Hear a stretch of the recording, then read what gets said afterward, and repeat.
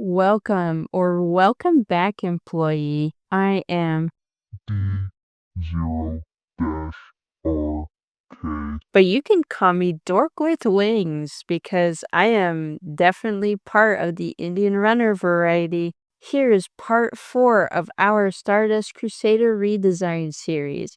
If you haven't watched the previous videos, highly recommend doing that before watching this one. Playlist is in the description. If you have, what a good employee you are. If I was your manager, you would get a gold star. Thank you to the scientists at Creepy Unicorns for helping me create this video. Now let's talk about the important things. Oh, Muhammad Avdol, he's so hot and pretty and smart and Arab and likes birds, sighs dreamily. Oh, that's all you talk about when it comes to Avdol.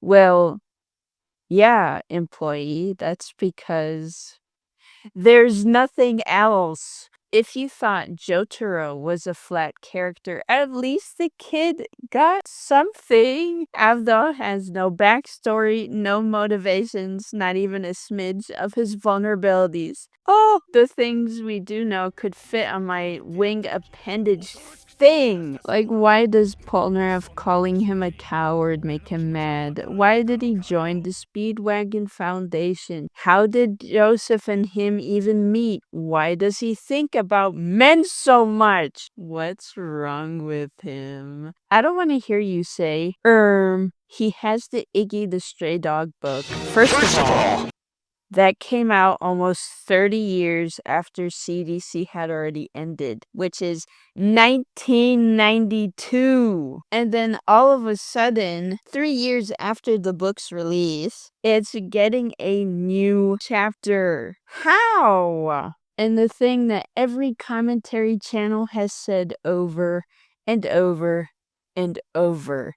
Supplemental material through spin-offs and books is awesome, but you absolutely cannot put important information vital to the main plot or its characters in them. You know why? Because you cannot guarantee that everyone is going to read it or do their homework. And let's be honest here, JoJo fans are illiterate. They don't care, or it's either inaccessible. And yeah, the book is very inaccessible. Not only was it released so late, but it is also restricted to Japan, with very few reliable fan translations that are either incomplete or hard to find. Searching for a complete translation was trying to find the city of Atlantis. Love that movie, by the way.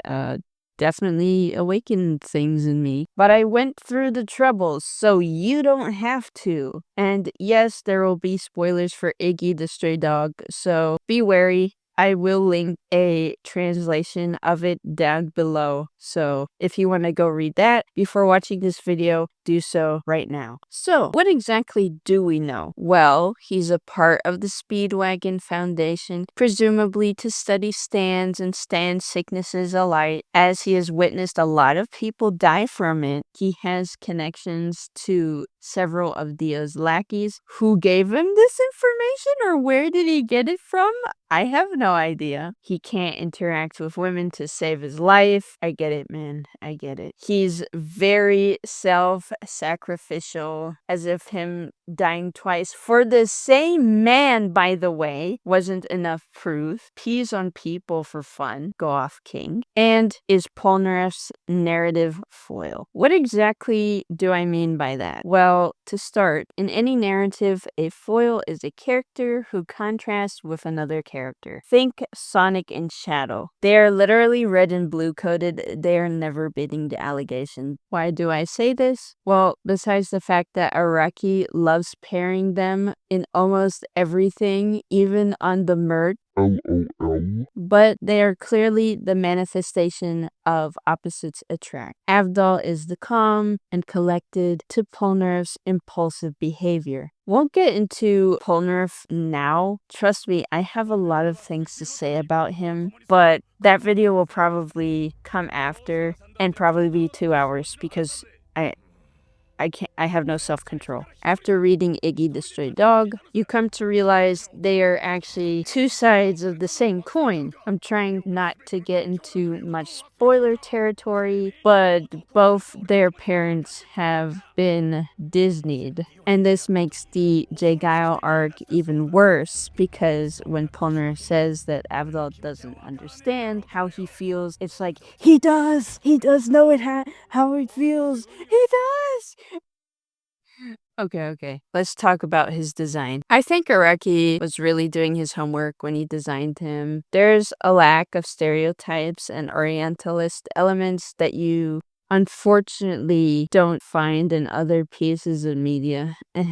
Although that's not to say he didn't fumble, because he did. His first design, amazing, perfect, stunning. Though it all falls apart with his second design. What is with that metal diaper? Was he embarrassed? That whole horse definitely saw his underwear when he pushed Polnareff out the way, because he totally did, by the way. Like, sir, you got shot in the head. Why do you need protection for down there? What are you hiding? So we are getting rid of that. And there's a lot of military aspects that are attached to Avdol, so I wanted to add that in there too. And I think blue suits Avdol better than red because fire-coded character always in red. It's boring, and also it kind of plays into that whole liar thing Avdol has. Dork. Yeah? Why does he look like that? Like what? Oh, right. Bearded vultures are silly. Okay. If you hate vultures, fake bird enjoyer. And fire is pretty unpredictable, destructive. I wanted the hulking figure to represent that. I kept the red because, that's Avdol's soul. That's his truth. No matter how much he can hide his true nature, boom, it's right there as a stand. And I wanted to play around with Avdol's character, that he's afraid of his stand. Araki doesn't like doing OP stands. Okay, lie, because he does that all the time. But I think it would be an interesting dynamic to have Avdol not want to use his overpowered stand often in fear of the destruction and hurt Magician's Red might cause. Definitely things to explore if I ever do a rewrite series. But that is it. You can find better versions on my Twitter and Tumblr. Links are in the description below. Follow them, please. Thank you, employee, for stopping by. I hope you enjoyed this video. If you did, like, comment, and of course subscribe. Until next time.